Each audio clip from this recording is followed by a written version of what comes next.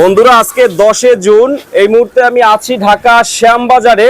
আজকের বাজার দর কেমন চলছে ঢাকা শ্যামবাজার বিস্তারিত আমরা জানিয়ে দেব পুরো ভিডিওতে। তো যে যেখান থেকে আজকে আমাদের ভিডিওটি দেখতেছেন সকলে জানাবেন যে হাটের বাজারে কেমন চলছে আজকে পেঁয়াজের দাম আমরা জানিয়ে দেব। ঢাকা শ্যামবাজারে কেমন আছে আজকে পেঁয়াজের বাজার। তো যারা যারা ভিডিওটি দেখতেছেন কমেন্ট বক্সে জানান যে কে কোথা থেকে আমাদের ভিডিওটি দেখতেছেন, আজকের বাজারে দাম কতটা চলছে ঢাকা শ্যামবাজার পুরো ভিডিওতে জানতে পারবেন। তো ফেসবুক থেকে যারা দেখতেছেন সকলে ভিডিওটি শেয়ার করে দিবেন, সকলে ভিডিওটি শেয়ার করে দিবেন। আজকের বাজার দর পুরো ভিডিওতে আমরা জানবো মেসাস নিউ বাণিজ্যালয় থেকে। তো বন্ধুরা চলুন শুরু করা যাক আজকের পুরো ভিডিওটি। আসসালামু আলাইকুম ভাইয়া। ওয়ালাইকুম আসসালাম। ভাইয়া কেমন আছেন? আছি আলহামদুলিল্লাহ, ভালো আছেন? ভালো আছেন ভাইয়া?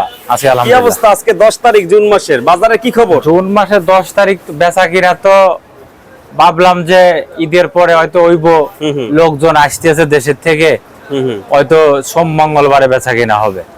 তো কালকে তো মঙ্গলবার গেছে, আজকে বুধবার, কিন্তু সেইভাবে তো বেচা কিনা টুকটাক বেচা কিনা একদম হালকা হালকা, মানে ওইভাবে যে বেচা কিনা ওইটা না, কিন্তু ওই রকমের নাই, বুঝছেন না, ওই রকম নাই। আগে যেখানে 200 300 400 বস্তা যাইতো ওই রকম অনেক কম যাচ্ছে। হ্যাঁ, এখন বেচা কিনা সব গড়েই খারাপ, সব গড়ে। কিন্তু আমার যে খারাপ তা না, আবার আমার যে ভালো হচ্ছে তা না, সব গড়ে একই অবস্থা। বেচা বিক্রি একটু ছলো হচ্ছে, টুকটাক বেচা কিনা হচ্ছে আলহামদুলিল্লাহ। এখন শোনেন, বেচা কিনা এই আছে এই নাই এইটা বলে লাভ নাই। কাঁচা মাল হয়তো এখন খারাপ ভালো হইতে পারে, বুঝছেন? ভালো হবে ইনশাআল্লাহ, সামনে হবে ইনশাআল্লাহ ভালো হবে। হ্যাঁ, এরকম থাকবে না, এরকম যে বাজার এরকম কিন্তু থাকবে না, চেঞ্জ হবে। আজকে বাজার কিন্তু থাকবে না। আজকে এইগুলা বিক্রি করছেন কত ভাইয়া, নাকি করবেন? এই যে বেচে এলাকা আপনার 26, এটা বিক্রি হয়ে গেছে। 26 টাকা বিক্রি করছেন। এটা কোথার? এটা কোনটা? এটা হ্যাঁ এটা এইটা হলো কি আপনার ফরিদপুর। এটা 26 টাকা। হ্যাঁ, এটা পেঁয়াজ তো মান ভালো আছে, পেঁয়াজের মান ভালো আছে, অনেক ভালো মান। 26 পেঁয়াজের মান ভালো আছে, দাম তো একেবারে কম। 26 টাকা কোনো পেঁয়াজের বাজার হয়? না, এই পেঁয়াজের বাজার থাকতে হবে 40 থেকে 50 টাকা।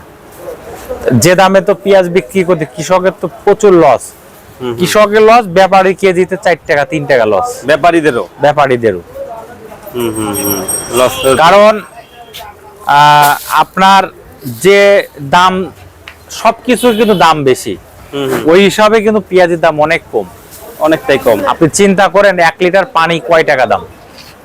30 টাকা, 35 টাকা 1 লিটার পানির দাম। তাহলে আপনার পেঁয়াজ 1 কেজি পেঁয়াজের দাম কয় টাকা? 25 টাকা, দাম কম না? অনেক কম। আপনি সামান্য একটা তরকারি কিনতে যান, 1 কেজির দাম কয় টাকা?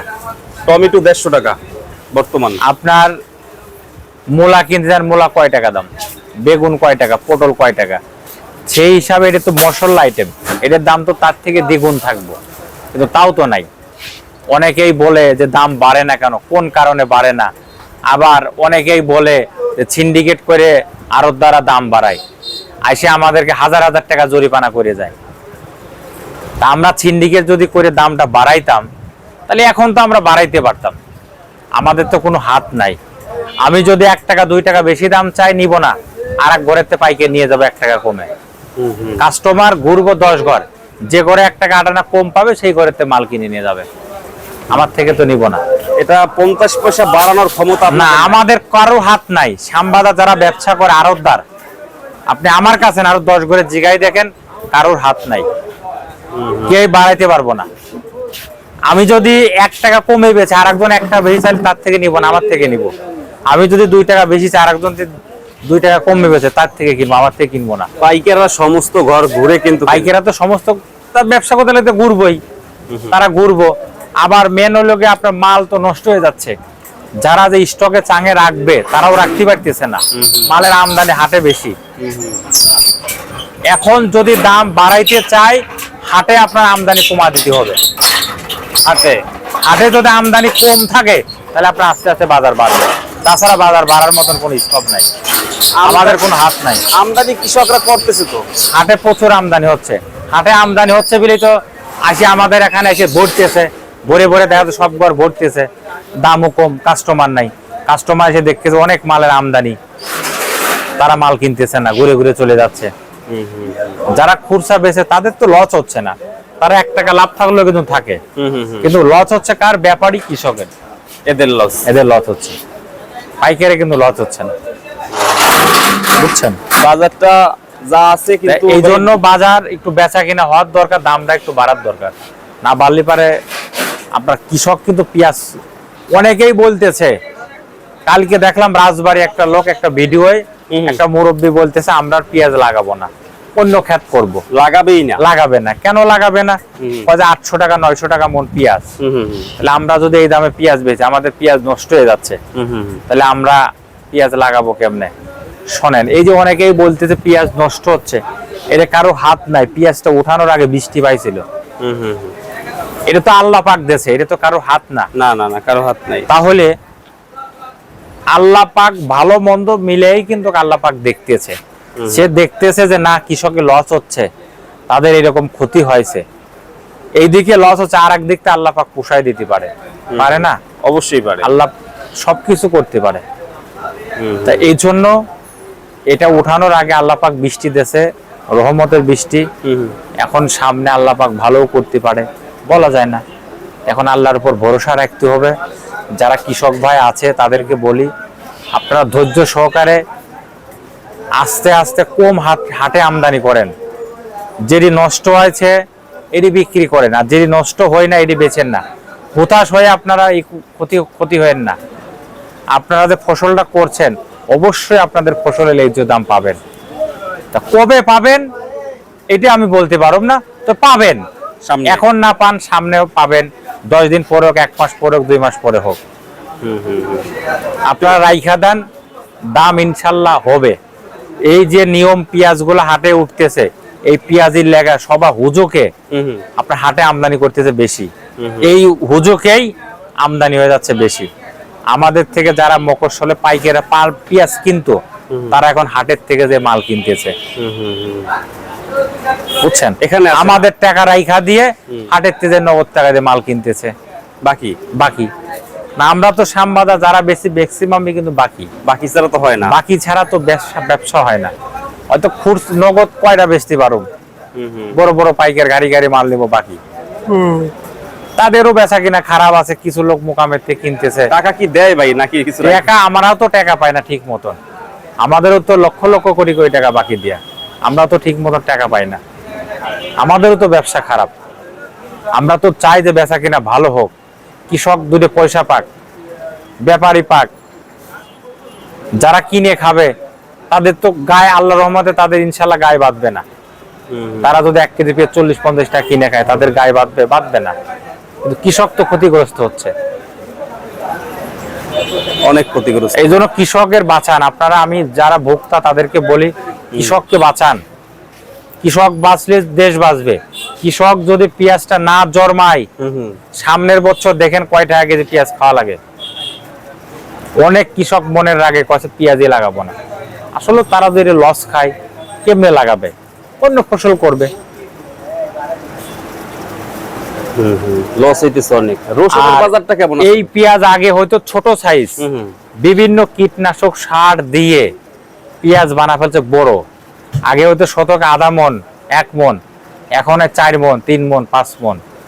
ওই যে ওষুধ সার বেশি মারে এই পেঁয়াজগুলো, ওই জন্য তো অনেকেরই তো পেঁয়াজ এই জন্য তো টিকতেছে না। আগে তো পেঁয়াজ এখানে সার কোম্পানি লাভবান হচ্ছে, কৃষক ক্ষতিগ্রস্ত হচ্ছে। আগে এত বড় পেঁয়াজ ছিল না, এটা এত বড় ছিল না, ছোট ছোট পেঁয়াজ হইতো। আমরা তো দেখছি ছোট সময় ছোট ছোট এরকমের ছিল। এই যে সর্বোচ্চ এতটুকু, এখন সব পেঁয়াজ দেখছেন কি বড় বড় সাইজের। বড় সাইজ আবার ঠিক আছে। যারা ম্যাডাম গিন্নি আছে না, ছোট পেঁয়াজ পায় দূর এক কোটে কিনা, তারা খালি পায় বড় পেঁয়াজ। মানে একটু কষ্ট কম হইব, বুঝছেন? গিন্নিরাই তো খাইছে, এরা আবার এই বড়টাই কেনে সব জায়গা থেকে। বড়টা কেনে কুটতে কষ্ট হয়, ছোট কোটে কেডা। 150 টাকা কেজি চায়না রসুন কিনে খাইবো, 60 টাকা কেজি 50 টাকা কেজি দেশি রসুন কিনে খাইবো না। তাহলে দেখেন গ্যাস তো শেষ করেই মহিলারা আবার গালাগালি করবে, থাক মহিলারা না, মানে এরাই তো আপনার, এরা দেশি পণ্য খাক। আপনার কৃষকদের বাঁচান, যারা আপা ভাবিরা তাদেরকে বলি দেশি জিনিস খান, এটা তো ভালো জিনিস। আপনারা বাইরের জিনিস খাবেন কেন? কৃষকরা বাঁচান, দেশের টাকা দেশে থাক, আমাদের টাকা বাইরে যাবে কেন? আপনি দেখেন দেশি পেঁয়াজ দিয়ে তরকারি রান্না করবেন কি সুন্দর স্বাদ, দেশি রসুন দিয়ে ডাউল রান্না করবেন কি সুন্দর টেস্ট, আর চায়না রসুন দিয়ে করবেন দেখবেন যে কোনো ঘিরানি নেই।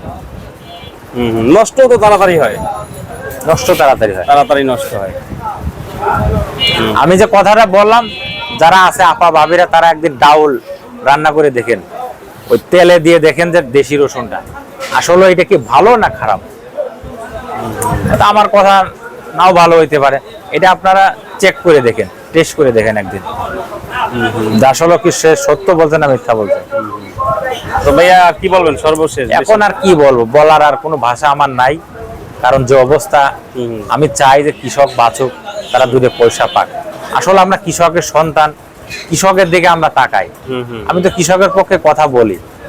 কৃষক যদি এই পেঁয়াজটা উৎপাদন না করতে আমরা কি বেচতাম, কেমনে চলতাম? আমার ঘরে 15টা লেবার আছে, 5টা কর্মচারী আছে, আমি চলি, আমার ফ্যামিলি 10 জন আছে চলে, আর একজন সর্দার তার ফ্যামিলিতে 10 জন আছে চলে, আর একজন আছে 10 জন চলে। একটা কৃষকের ফ্যামিলিতে 10 জন আছে, 12 জন আছে, 8 জন আছে, 5 জন আছে, সে চলে। একটা ব্যাপারী ফ্যামিলিতে আছে, একটা যে কাস্টমার আমার থেকে কিনে নেবে তার ফ্যামিলিও আছে। তাহলে একটা কৃষকের ধরে দেখেন কত লোক বাঁচতেছে, শো হাজার হাজার লোক। আল্লাহর কাছে বলি কৃষক যেন তাদের ন্যায্য দামটা পায়। অনেকে সরকারের দোষ দেয়, সরকার দাম কমাইছে, হ্যাঁ ব্যবসা ভালো না, সরকারের দোষ দিয়ে লাভ নাই, সরকারের কোনো দোষ নেই। সরকার কি বলছে যে দাম কম হোক? না না না, উৎপাদন বেশি হয়েছে, আমাদের দেশের চাহিদার থেকে উৎপাদনটা বেশি। যেমনে পচতেছে, যদি এরকম পচে লাস্টে হয়তো ঘাটতি হইতে পারে, বলা যায় না। ঘাটতি হইলে বাজার বাড়বেই, ঘাটতি যদি হয় তাহলে বাজার বাড়বে, তখন তো বাড়ার সম্ভাবনা বেশি। তাহলে আমাদের দেশে যারা জীবনে পেঁয়াজ লাগানে তারাও কিন্তু পেঁয়াজ লাগাইছে। তাহলে এই পেঁয়াজটা কৃষক যারা স্বাভাবিক পায়, যারা ঢাকা চাকরি করে, ব্যবসা করে, এই জমিগুলা তাদের অনেক জমি ছিল, কৃষকের কিন্তু দিছিল লিজ, বছরে 10,000, 15,000, 20,000। ওই জমি তারা কৃষকের থেকে নিয়ে তারা নিজেরাও ক্ষেত করছে, এখন নিজেরাও করে ডোনেশন, ক্ষতিগ্রস্ত। পেঁয়াজ রাখছে, রাখতে পারতেন পচে যাচ্ছে, আবার পেঁয়াজ বেশি যাচ্ছে, দাম কম। কৃষক তো মরছে, সাথে তারাও মরছে। অনেক কৃষক মনের আগে বলে যে এই বছরে তারা লাগাইছে, লস খাক, দাম কমুক, তাতে আর না লাগায়, আমাদের পেটে লাথি মারছে। এটাই আসলে যে বলছে, এখন কতটুক সত্য মিথ্যা এটা আমি জানি না। আমার 2-3 জন কাইলু বলছে, এটা কতটুক সত্য এখন যারা দেখবে তারা বলতে পারবে আসলে কি সত্য না মিথ্যা। যাক, যারা লাগাইছে কষ্ট করে তাদের জন্য দোয়া করি। কৃষক যারা লাগাইছে নতুন, দুধে পয়সা পাক, পয়সা পাইলে তো ভালো, অবশ্যই ভালো। ঠিক আছে ভাইয়া, থ্যাংক ইউ। ফোন নাম্বার দিয়ে দেবো ভিডিও। ফোন নাম্বার দিয়ে দেন। ঠিক আছে, আসসালামু আলাইকুম। ওয়ালাইকুম আসসালাম।